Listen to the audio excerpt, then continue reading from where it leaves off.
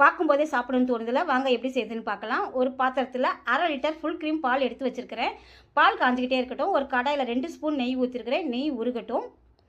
நெய் உருகிருச்சு. 100 கிராம் சேமியா குட்டி குட்டியாக கட் பண்ணி வச்சுருக்கிறேன். இந்த சேமியாவை சூடாக இருக்கிற நெய்யில் போட்டு நல்லா லைட்டாக ரோஸ்ட் பண்ணி எடுத்துக்கலாம். ஸ்டவ் சிம்மில் வச்சுக்கோங்க. 2லேருந்து ஒரு 3 நிமிஷத்துலேயே நல்லா வறுபட்டோம்.